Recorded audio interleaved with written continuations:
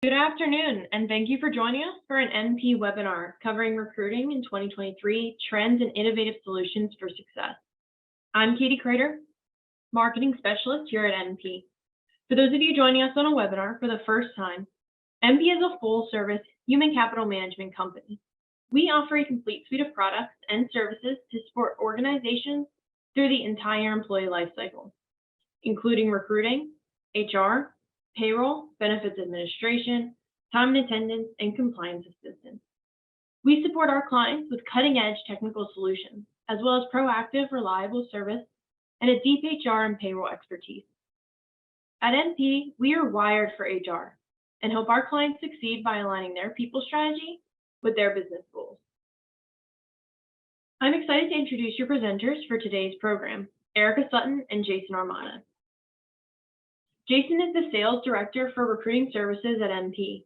He has close to 20 years of sales experience in agency staffing and technology industry. Prior to joining NP, Jason held leadership and partnership roles working with clients across all industries, including small business, mid-market, and Fortune 500 companies.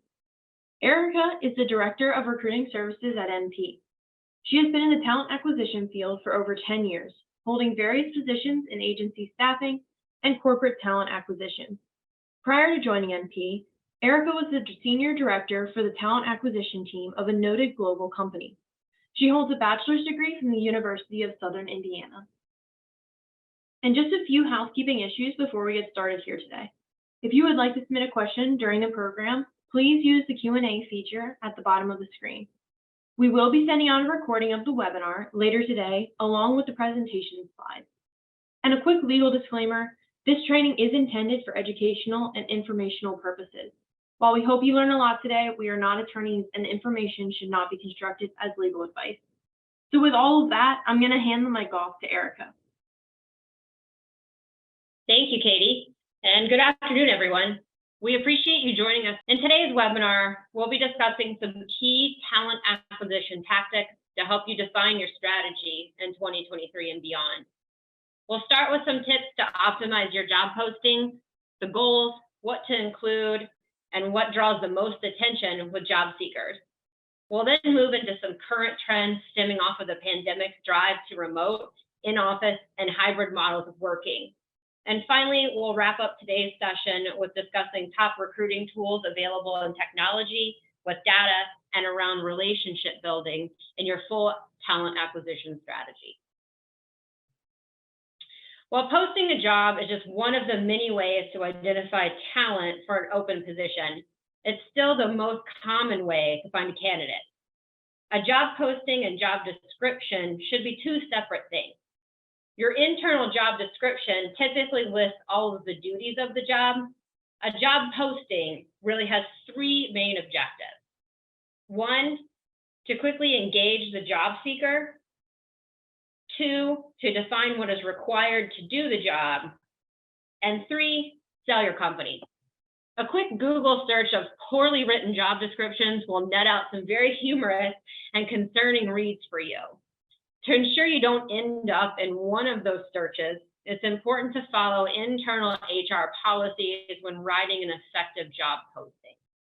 An effective job posting will provide enough detail for the candidates to determine if they're qualified for the position, but not to overwhelm them with too much information or the acronym we all know and love of TLDR, too long, didn't read. Not only that, but according to the Indeed survey recently, 52% of job seekers say the quality of a job posting is very or extremely influential on their decision to apply for a job. So let's move on to discuss the items we see as necessary in a well-written job posting. First, the most basic requirement, but also one of the most critical, is the job title, of course. It's important to make the job title specific and searchable. Stick to standard language. So think the word senior versus just SR with a period, or the word senior as opposed to a level 3.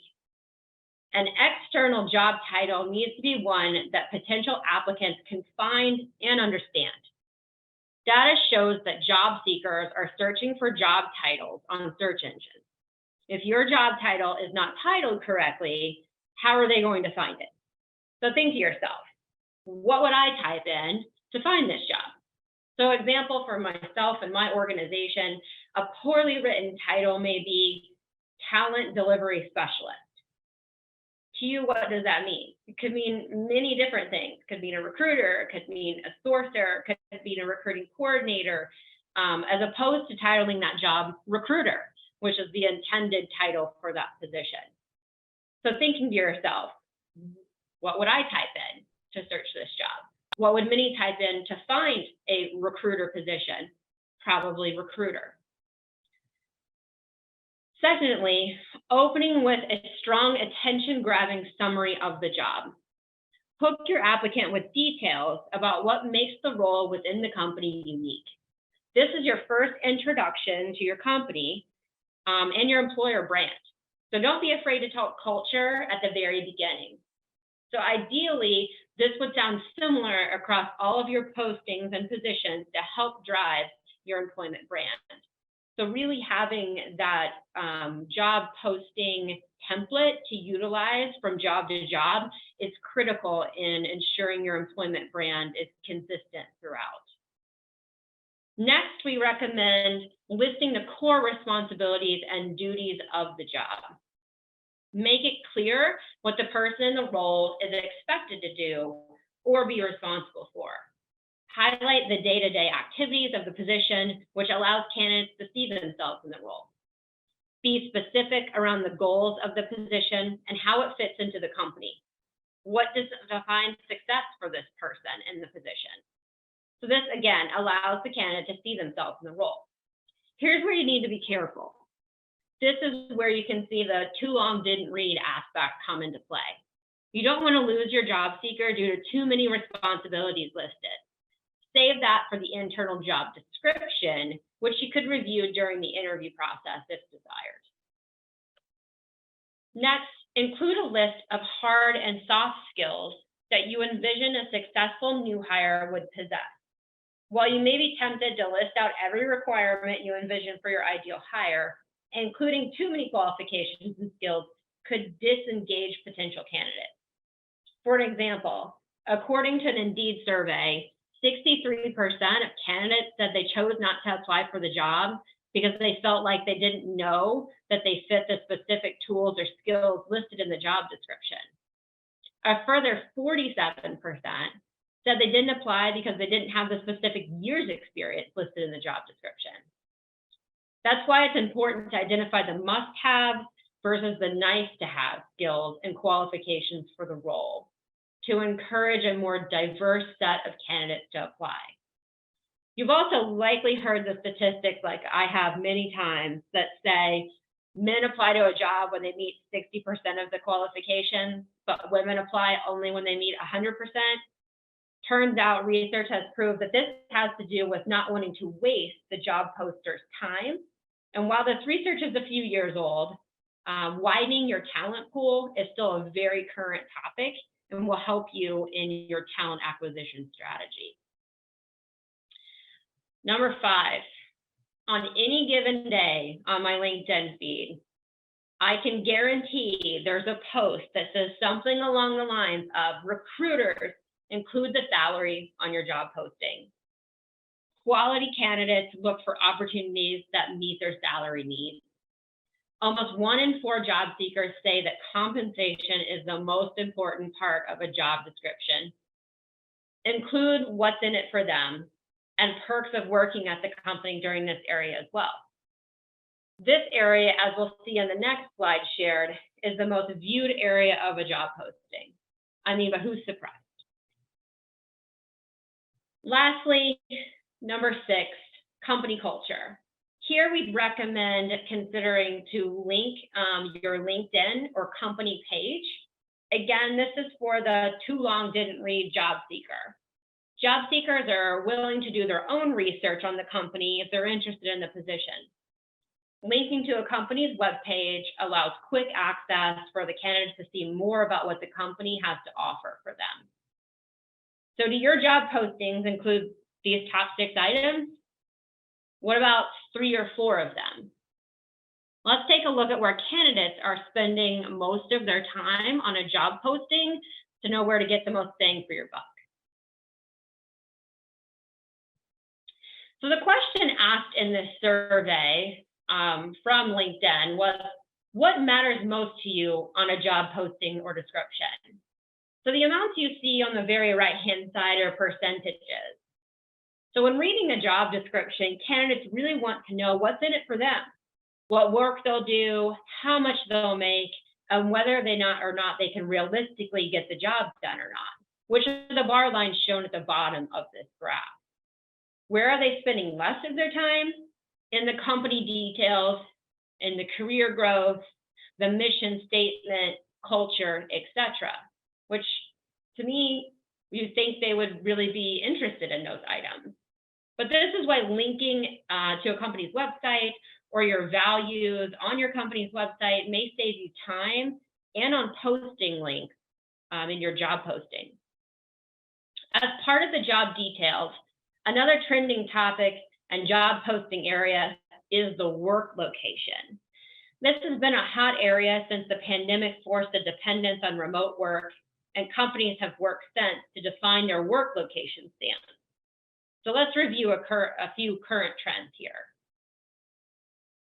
So are you asking yourself now, does the work location even matter anymore? It does.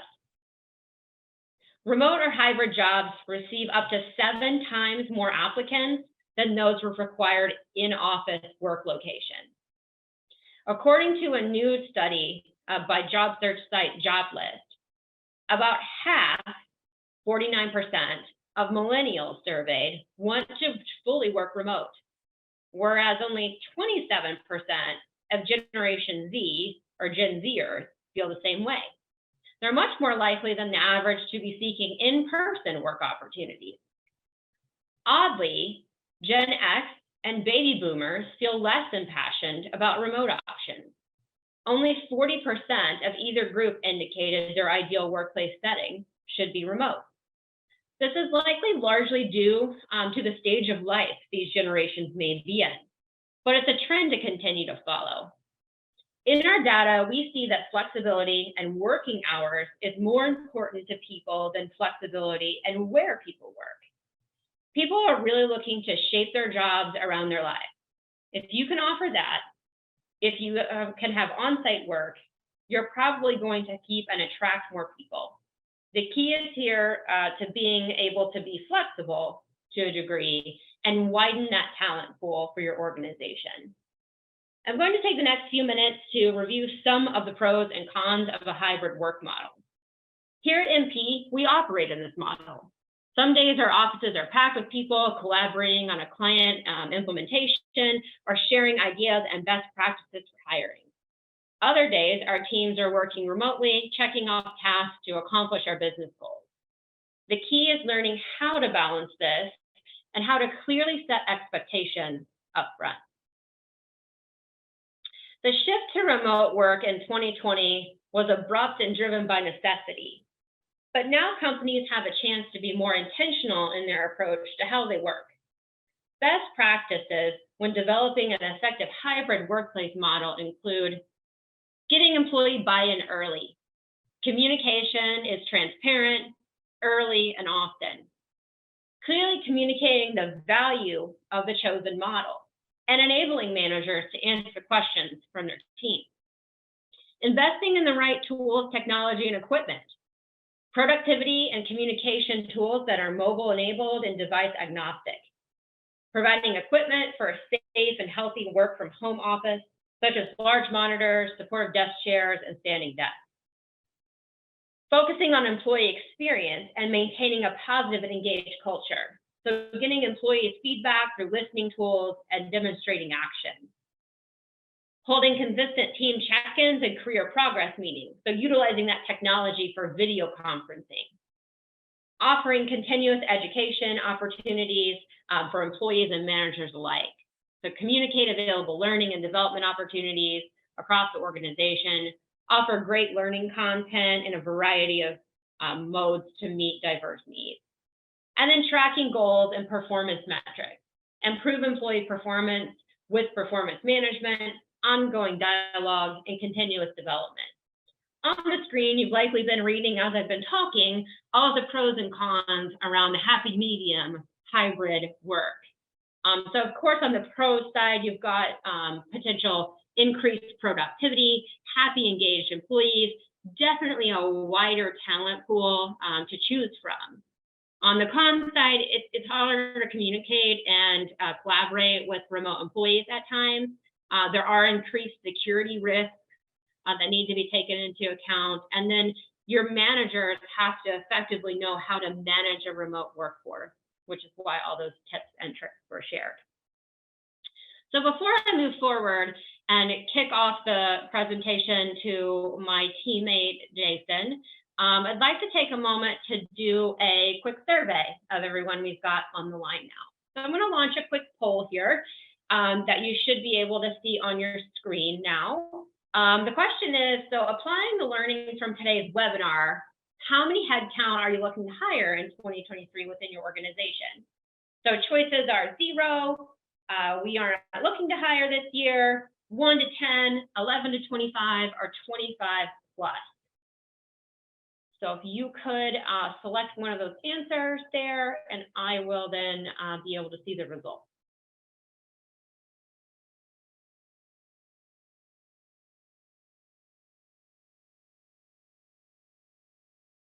Okay, we've got about half of the registrants already completed. Give it just a few more minutes. Okay, it looks like most people have answered. Looks like 61% of you are looking to hire 25 plus employees this year, with 12% in the 1 to 10 range and 25% in the 11 to 25 range. So obviously hiring is an important initiative for your organizations, as over 63% of our attendees need to hire 25 plus in 2023. And I can share those results there with you so you can see them. And I will stop sharing. Okay. Jason, I think I can turn it over to you now to cover some of our most exciting topics, which is recruiting tools for success in 2023. Thanks, Erica. Fantastic information. And thank you for everyone participating in the webinar today and the poll. I think it's helpful for everyone to see some of that data and also see what some of their peers are doing. So at this stage, what we're going to do is cover some tools for success for all of you that are out there. So in addition to some of the information that Erica just shared, really looking at things like recruiting data, different tools that are available, including applicant tracking systems, to really get to know, what your processes are bringing you as far as results, and where you can also manage your process to increase your success rates. We'll talk a little bit about some modern screeners with technology and resources available. There's some things you can do to really filter through, identify candidates that you would like to proceed with, maybe filter out some that don't necessarily qualify for the job, and really save you and your team some time. Relationship management. This is a key one for anyone that's been in the recruiting space internally, externally for years. There's two sides to all the hiring that goes on. There's the individual hiring managers. Those could be yourselves, people that you report to internally in your organization, as well as the candidates. One of the biggest things we see with a lot of candidates on the recruiting side, the feedback is often they don't hear back from companies. And we'll talk a little bit more about that and why that's such an important piece to the puzzle here. And then available technology. This is an ever-changing space. There's a lot of technology that comes available on a monthly, annual basis. We'll try to sift through some of that today and give you some of our feelings on what might be some of the best tools out there that you can utilize. So we'll talk a little bit more about data-driven hiring. Without data guiding your efforts, you'll find it a little bit more difficult to keep up with organizations that might collaborate a little bit better on this. So they can see metrics, they can see where they've had success as far as, you know, hiring individuals, different companies or industries they've hired from. One tool that is very helpful with that is an applicant tracking system. Here you can see on the screen, this is actually an applicant tracking system that we utilize and offer to some of our clients. Some of the key things you're going to want to look for in an applicant traffic tracking system, and there's many you can go out to in the marketplace to purchase. They can come with a hefty price tag. There's some like our ATS that don't have as many bells and whistles, but does carry some of the key things you're going to look for when you're trying to manage this process. First and foremost, it saves you time for value-added work. So, you know, the less touches you have to do with an applicant tracking system, the better it is for you. If you're managing this manually through email, through spreadsheets, having everything all in one place and easily accessible with a couple clicks is a huge help to any organization. Better overall overview of applications. So again, being able to see the number of applicants that are coming in for a particular position. Let's say you've got an accounting role and two levels, a staff level and maybe an accounting manager role that you're hiring for your organization. You see that the accounting manager role is getting a lot more applicants than the junior level position. Maybe it's time to go back and revisit that job application. Maybe you want to verify that it's been pushed out to the appropriate resources for advertising. Different things you can take a look at and that will bring to your attention. Easy job postings. Any good applicant tracking system should have the ability to push out your jobs that you're posting in your ATS out to the various sites out there that will advertise it. You should be able to improve your cost per hire. Again, we're looking for efficiencies, ways to automate and make this a much more seamless process for everyone involved. And again, applicant tracking systems don't only benefit you, let's say in HR, they benefit your hiring managers, and it should also benefit the applicants. You have the ability with a lot of ATSs to keep applicants up to date as to where they are in the process. If they're still in process, if you're looking to decline them or move them forward even to the onboarding stage, you can see that with different solutions out there. Faster and better decisions. Again, being able to keep track and know who's in process and who you want to move forward with an offer. Again, I mentioned the candidate experience. This is a big part to this on the ATS side, and we'll talk a little bit more on the relation management side. Easy interviewing scheduling.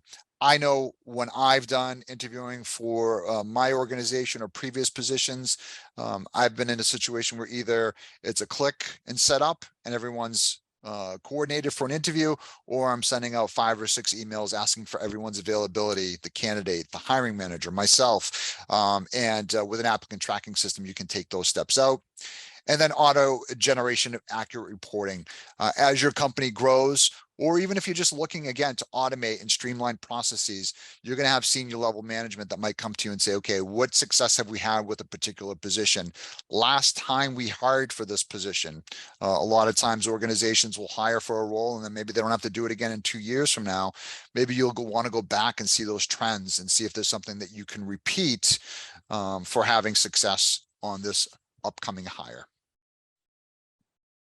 So next we'll talk a little bit about modern screeners. Modern screeners are tools, again, that are out there that can help you to identify candidates.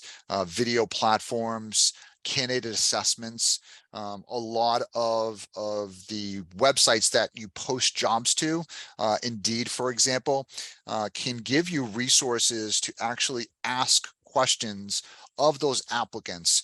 I know a lot of companies aren't in a position right now where they have to filter through hundreds of candidates or resumes. You know, that it might be for certain positions. A lot of you are maybe lucky to get 5 or 6. But if with an applicant screener, you have the ability for those maybe high volume positions where you do see a lot of resumes, you can screen out those that maybe don't have a certain qualification, a degree, maybe by location. So there's different things you can do that as well. Video interviewing. This has become a very popular tool for employers that are looking to have individuals either create their own presentation of their skill set and resume prior to even interviewing, or even obviously, as we all know with Zoom, this is due to the pandemic become a huge tool to actually set up a 15-20 minute call, as opposed to having someone come in the office and spend an hour or two with them. Something that can really streamline your process when you're going through an interviewing. One thing I'll highly recommend here, just from personal experience, where we're doing a lot of hiring and growing here internally at MP, I would stress that if you do plan on doing some video screening, I would encourage that you do turn your cameras on, show a good presentation for yourself and the company, and then encourage the candidate to do that as well. I think that's a big factor in kind of building those relationships with anyone you're considering to bring onto your organization. And with that, we can go over to the next phase, which is relationship management. So relationship management, this is a twofold piece, as I mentioned earlier. This is not only your internal relationships with hiring managers, HR, but also with the candidates. It's open communication. Obviously, there's only so much you can disclose to candidates for compliance issues. You want to be careful what you're sharing, but you also want to keep them very much aware of where they stand in the process. I personally, when I've been in a job search in the past, one of the biggest benefits I've actually seen as a candidate is actually knowing, after I sent a resume in, that the company actually received it.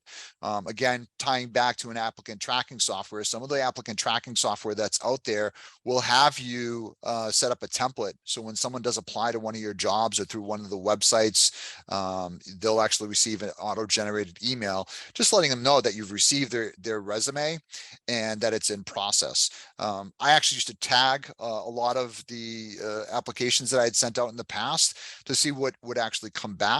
And I'd actually keep that in my consideration of whether that's an employer I could potentially want to work for, and how they treat their potential new hire employees. But as far as communication internally, it's important to make sure that you understand what your hiring managers are looking for, and what hard and soft skills they're looking for, what process they'd like to have. Every hiring manager has a different process that they'd like to follow when interviewing. Some might want to do a phone screen first. Some might want to do an in-person interview as soon as they can. Someone might want to set up a second interview for an additional deeper dive.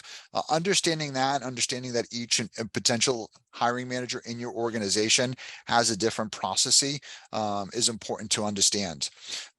This also helps with the communication process as you're going to share candidates. You can then highlight what those particular candidates' skill sets have they've shared on any screening calls or in their applicant process. Also on the individual candidate side, communicating. So if you're an HR recruiting professional, I know you're all overwhelmed. I know there's a lot going on. I know there's a lot of jobs on your current docket. I can see by the poll results that a lot of you are still planning to hire quite a bit, and you might be short with resources.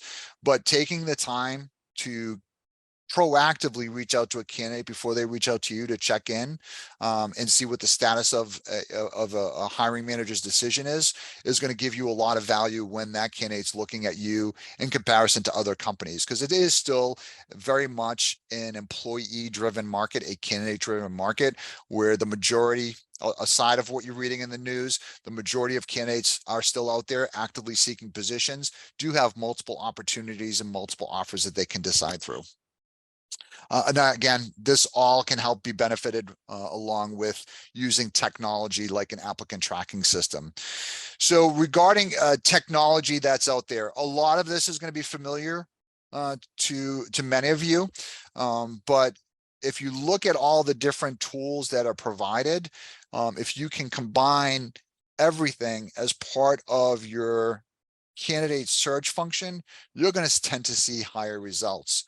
So with LinkedIn, LinkedIn has a lot of different tools that you can utilize as part of your recruiting approach.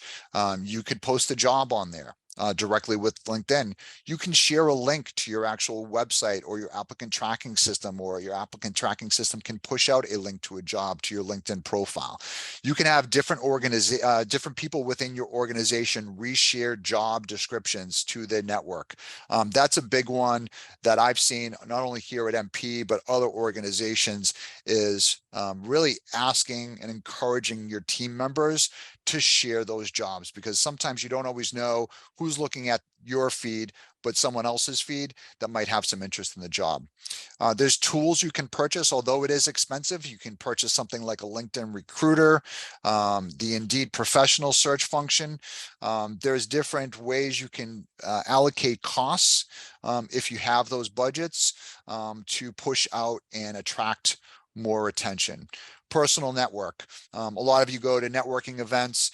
In addition to selling your product, talking about your organization, one thing that should always be top of mind for anyone, whether they're in the marketing, the finance, or in the HR department, is what different positions are we hiring for right now. Keep that in mind as you're going through an event. If you're going to a networking event, a conference, having a couple of those in mind can only help benefit your organization if you're able to introduce someone to a new opportunity within your company.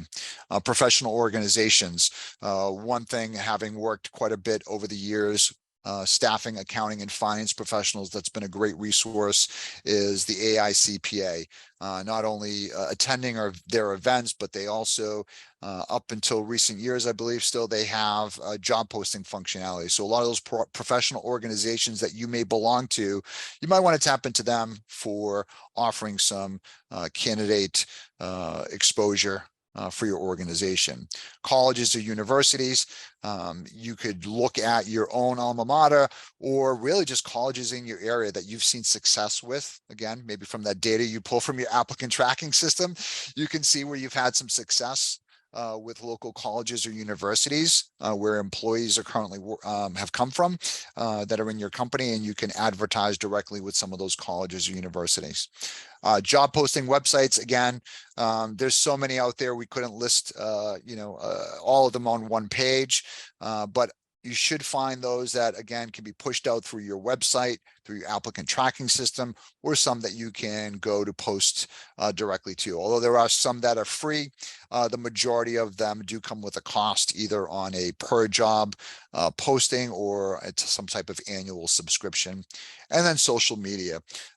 Again, with a lot of the tools that are out there, the nice thing about an applicant tracking system or a LinkedIn job posting, it does give you the ability to push your jobs out through Twitter, LinkedIn, Instagram. I've even seen in some cases Facebook. Utilize as many of those resources as you can to really attract the best talent for your organization. So now this is where we can talk a little bit more about how MP can help. We understand that not every company is in a financial and/or resource position to implement all of these best practices, but that's hopefully where we can come in and contribute. MP has the ability to not only offer HR consulting services with SHRM certified professionals and applicant tracking software that we've mentioned a couple times here today. MP has a robust outsourced recruiting service that can also save you valuable time and money, helping you fill a wide range of professional positions. On average, we can save your company with a very unique approach to the staffing model. We can save you about 40 to 60% over those traditional internal and outsourced recruiting costs. As part of our recruiting offerings, we can support you with all the tools and resources that we described here today for a fraction of the cost. We often talk about how much it does cost for a LinkedIn recruiter seat. With our solution and offerings, you can see a lot of these tools with significant savings, and also have a dedicated recruiter or recruiters as an extension of your team. So we do have recruiters on staff that have well over 10 years on average of talent acquisition experience, working with all size companies, really across all specializations and industries. So again, we hope that you will take some of this information, apply it. We're happy to take any follow-up conversations or meetings. We can send out some information relative to this webinar and set up meetings if you want to discuss your process and your hiring plans for this coming year. Potentially there's a way that we can step in and also help with some of your needs throughout the year. So I think right now we're going to take some questions. If they're available, we'll see if there's any that have been chatted in here. Yeah, it looks like, Jason, there's one that I see here. And what's your advice on posting the salary? So obviously somebody is like me and checks out their LinkedIn and sees all the posts that's like recruiters or companies post the salary. Do you obviously recommend that occurs? So again, I think it's personal opinion. I know you talked a little bit about this earlier.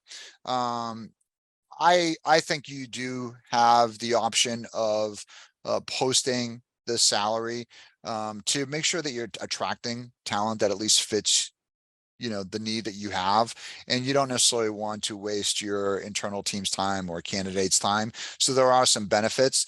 You know, the one downside I would say with sometimes posting the job salary on there, and a lot of people can probably laugh a little bit because they've been on the side of this conversation on one way or the other. If you put a job out there that, let's say, has a salary range of 110 to 130, well, I can tell you that the hiring manager at your company is thinking, I want to hire someone at 110. And the candidate that's looking at that job description is saying, oh, great, this job can pay me 130. So it can potentially cause some discrepancies. But if you are not, or if you are looking to tighten up your candidate pool, depending on how many applicants you're seeing, that's one way to do it, is by including the actual salary range. But again, there are pros and cons to it. I think that's something that as a team you have to decide, and you might have to do some beta testing on it as well and seeing what works and doesn't work when you're putting out these job descriptions. I'd agree, Jason, as well. I think too, it's important to take into account like the compliance aspect as well. While it's trending, you know, with people talking about posting salary, it's also trending in legislature. And I know that MP and our HR services team offers the ability to take a look to make sure that you're in compliance for posting salary on your positions, whereas sometimes it's a state regulation, city regulations that need to be taken into account as well, that if you're not posting a salary range or specific information on your job postings, you're actually, you know, out of compliance there. So that's something else to consider in working with HR. And if that isn't an option, you know, MP's offering of HR services to ensure that you are in compliance and not having to pay, you know, fees for not posting when you should be. So that was a really good question to ask. So I see another question that came in here on the chat, asking about, it'd be helpful to know as an employer if we knew where our target candidates look for jobs. In other words, what sites do they go to? Indeed, Monster, ZipRecruiter. It does vary. And again, this does tie back to how effective that job description is. I know that a lot of candidates, if they see a lengthy job description, they might just click off of it and go to the next one. It does depend on the industry that a particular individual is seeking. I think the number one job site out there right now that seems to have the most traction and most employers go to, as far as a retail job site, in other words, where you can just go and post jobs and offers no other services, is probably Indeed. I'd say LinkedIn is it's a different solution because you have a lot of people that are on there constantly just as a social networking tool. But the Indeed job postings seem to be highly utilized by a majority of employers. There is a cost associated with those. So again, you have to take that into consideration as well when you're looking at budgets. But for professional positions, Indeed and LinkedIn do tend to carry the majority of professional positions out there. And I think that's where most candidates will typically go. Ultimately, what I would say though, is in this market, you're going to find that a lot of your peers will say that they don't see the volume of resumes coming in from any site as they may have 10 and 12 years ago. You don't have as many people proactively going out there and looking on the job sites and submitting resumes. Most people will still tend to find their jobs either through their network or through someone tapping on them on the shoulder and saying, hey, have you heard about this company in this particular position? So definitely something else to keep in mind.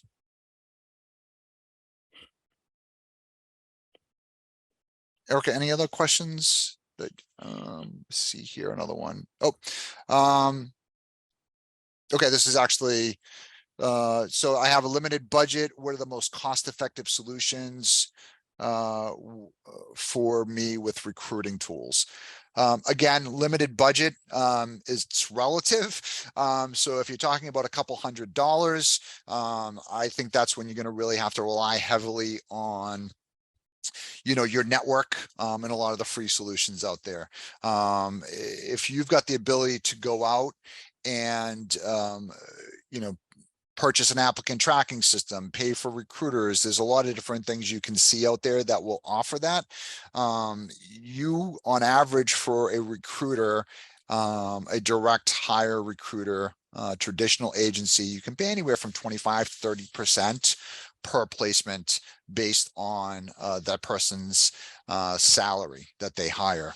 That can be a pretty significant cost in addition to an applicant tracking system, as well as maybe an internal recruiter that you have on staff. There is some value to that, but you may want to look at some resources out there that might have some of the similar functionality relative to doing a lot of that same sourcing.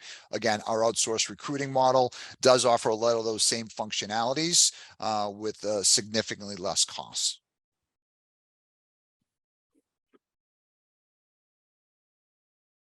Okay, Jason, I think I got them all. There is one more that just came in. What are the keywords or search terms you suggest to put in a job description across search results?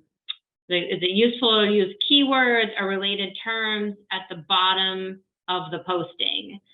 So to answer this, you want to really look for the search engine optimization in listing your job title throughout your job posting. So if you're looking for a recruiter, you're posting it as the job title recruiter, but also in that intro paragraph, you are listing recruiter a couple of times in the intro paragraph and throughout the posting. Not to like overwhelm them with reading the word recruiter as they read through it. It obviously needs to make sense as you read it, but mentioning the job title throughout the posting will allow it to show a bit more in the search engine optimization tactics that the job sites use. So not really any keywords because folks aren't searching for keywords, they're searching by job title. So I think taking a look at, what is a similar job posted as, so like recruiter, talent acquisition, partner, talent acquisition coordinator, TA specialist, those are all common names for a recruiter. But and historically, people type in recruiter when they go look for it. So, and then making sure it's listed throughout the posting a few times so it pulls on those search engines. That's the best advice that I have and what I've experienced in working with employment brand. Jason, would you add anything there? No, I think that's right on point. And I think there are some search engines out there that will aggregate data. So if there's, similar to like you might put hashtags on a social media post, you can include, a word bank at the bottom, but typically most search engines now will aggregate a lot of that data right from the actual body of the text.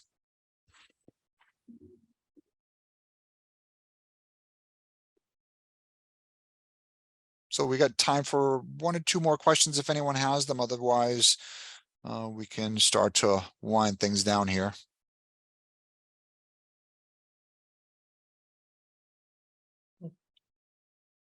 Okay. Looks like all of them have come in. So Katie, we'll pass it back to you to wrap us up. Awesome. Thank you so much, Erica and Jason. To learn more about NP's full service solutions and their NP recruiting, please visit our website, To learn more, you can also reach out to Jason and Erica. Their information is on the screen currently, and we will include that in our follow-up email that we send out this afternoon. You can visit our website or call the phone numbers that were up on the screen. Be sure to join us tomorrow for our upcoming webinar on pay transparency laws, best practices, and alerts for compliance. Visit our website to register and to see the full calendar of upcoming events and available resources. Again, we will be sending out the recording of today's webinar along with the presentation slides this afternoon. Thanks for joining us and have a terrific day.